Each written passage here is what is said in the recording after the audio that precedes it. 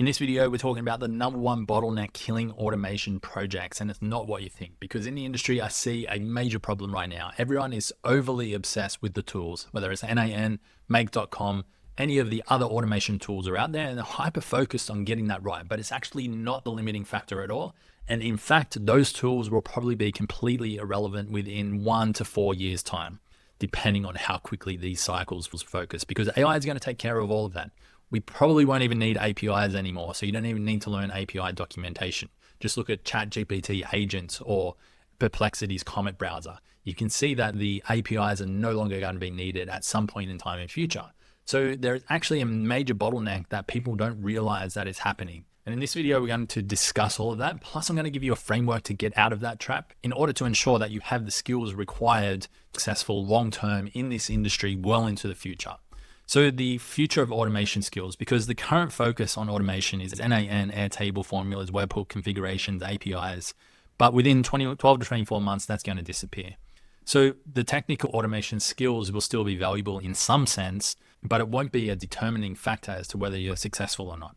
The real value will be in your ability to think about solving problems and then designing systems that help solve those problems. So the real bottleneck is actually a creativity problem. It's not a technical problem. And I see this all the time with clients. So we have an agency called Make Big Moves. We work with 7 and 8 figure businesses to help them implement AI into their systems. Plus we have a community with more than 700 members, and we get to see a lot of these types of things inside of the different businesses that we're aware of.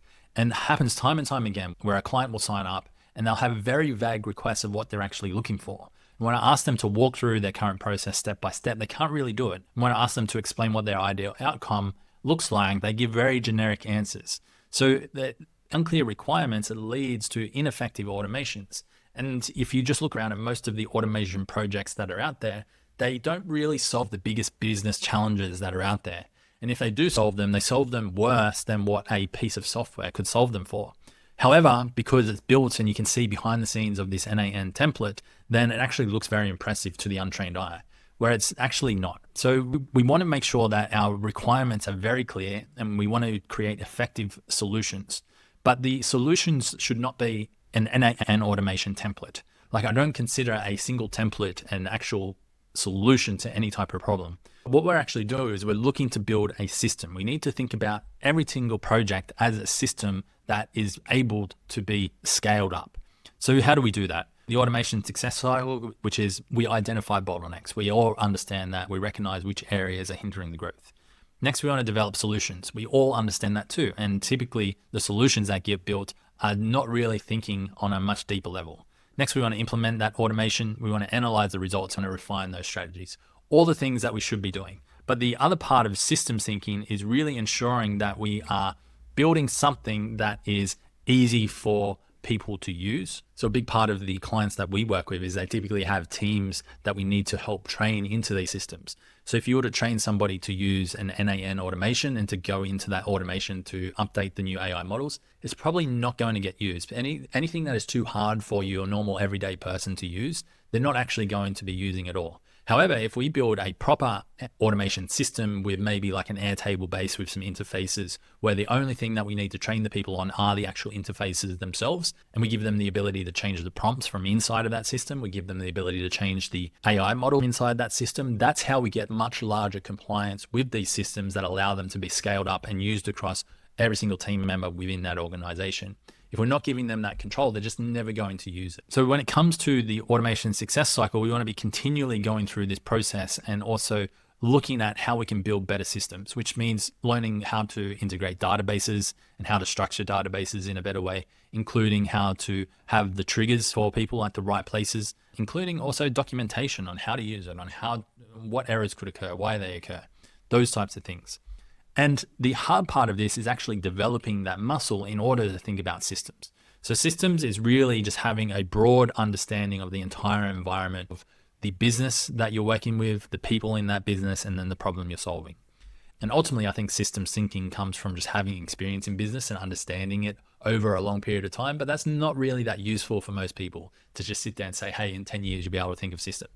In the short term, we need to actually figure out ways we can improve that cycle as well, even if you're just getting into business right now and understanding all of the different problems that can come out. So let's dive into those now, which is number one, you want to map your current reality first. So whether you're working in your own business or working with a client, we want to make sure that we have well-documented processes and inefficiencies as the very first part of the process. If it's well documented, then everything else becomes so much easier.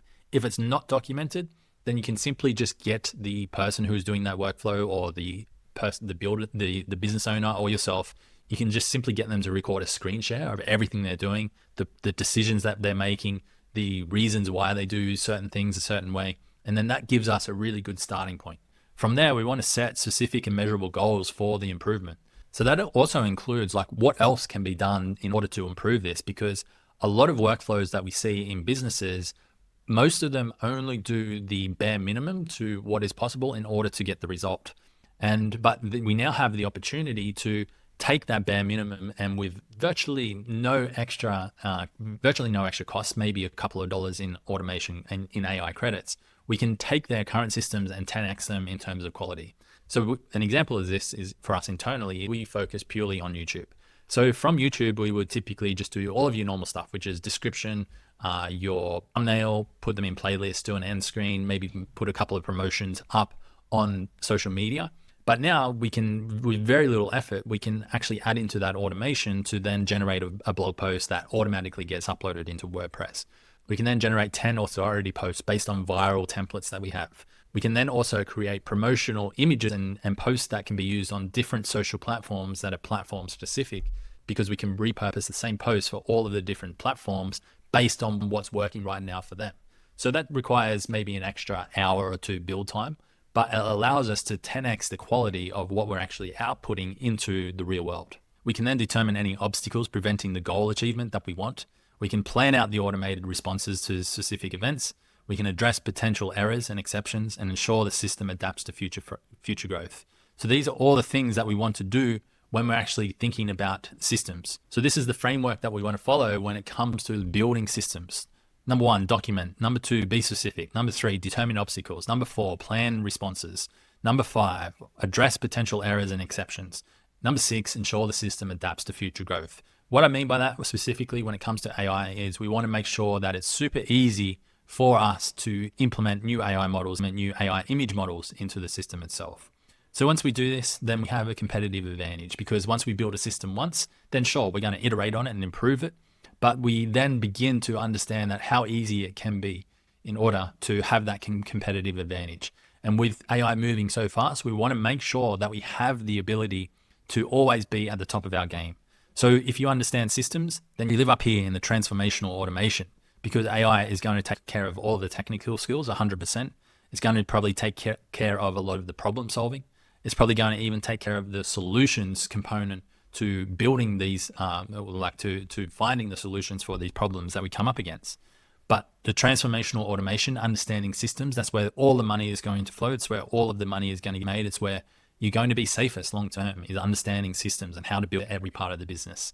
So as we know, money always flows to the top of the triangle throughout the world, and that's where you want to place yourself over the next few years.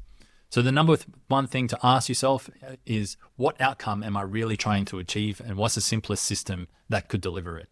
If you can answer that in a very detailed way with absolute confidence, then build towards that. That's when you'll know that you're making the right decision in terms of AI automations and the systems or solutions that you're providing to clients. So I hope that helped. This is based off, more than a year of building now for different clients and for what we've seen inside of the community. So I really hope you understand this on a deeper level, because it's where we're moving to right now. So if you are interested in more AI tools and AI automation videos, make sure you subscribe and then watch this video next. See you there.